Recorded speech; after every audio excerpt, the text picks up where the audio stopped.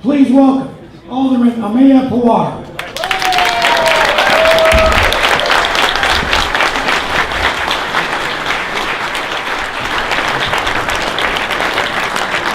Thank you very much. Good evening. How's everyone doing? All right. Thank you for having me here tonight. My name is Ameya Pawar, and I'm running for governor. I'm running for governor. Thank you. That wasn't supposed to be the applause line, but thank you. It's good to start with applause. I'm running for governor because I believe in social justice, I believe in fairness, and I believe in equity. And I also think it's important to recognize one truth. Illinois might be broke on paper, but we live in a very wealthy state. What's missing is the political will to make this state fair, to make our tax code fair, and work for every working family in Illinois. That's what's missing.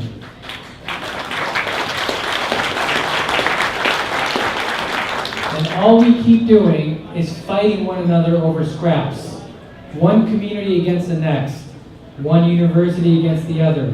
Social service agencies fighting one another, clawing for a few bits of dollars. All this because we have a set of politics in this country, and then especially here in the state, where it's become a part of our values somehow to question the salaries of a teacher or a union carpenter or a plumber. Somehow that's okay. Somehow that if you hurt one group of working people, that other working people will benefit. But if you question the salary of our governor who makes $200 million a year, if you question the salary of his biggest donor, Ken Griffin, who makes $50 million a month, if you question that, you're some sort of raging communist. But if you question, and it's okay to question, the salaries of working people and how working people get by. And I can't think of a single time in history where hurting working people helps working people. So I'm tired of fighting over scraps.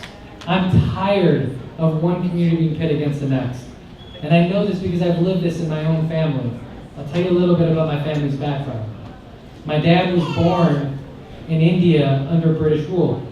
And what's important about that story is the Indians were many and were kept poor. The British were few and were very rich.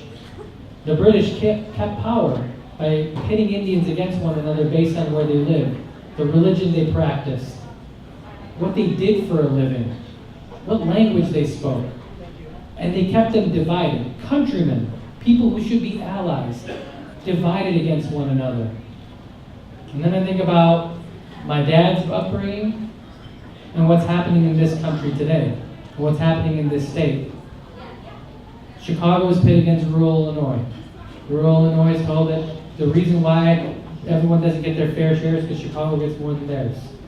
The only reason that conversation exists is because we're all fighting over this tiny bit of money when the biggest chunk of money goes to the few at the very top.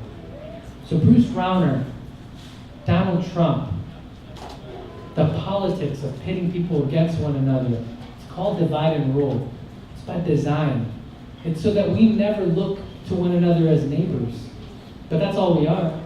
Our government, our communities, our public services, it's just a contract between you and I, that we take care of one another. We lean on one another. And at the end of the day, whether you live in Chicago or you live in Southern Illinois or Central Illinois, we're neighbors. We're Illinoisans.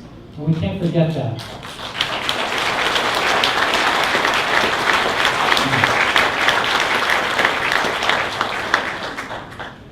So my job is to go around to every county, and that's what we're doing, having the same conversation. I believe that we need 4 key reforms as part of our new deal for Illinois.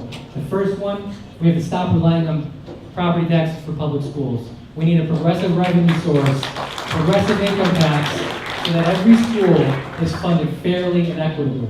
We need universal child care, because if we say we have family values, we actually have to value those families.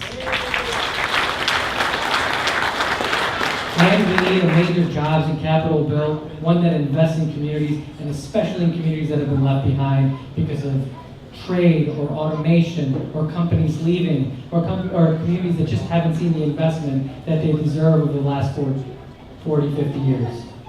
And the last piece is criminal justice reform.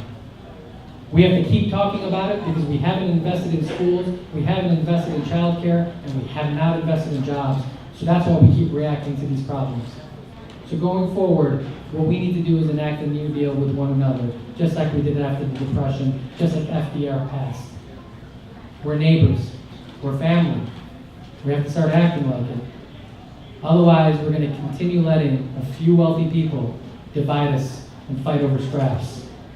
So I'm going to leave you with this. I talked about my dad's upbringing. So he grew up after India gained independence, but he was born under British rule. So he grew up very poor.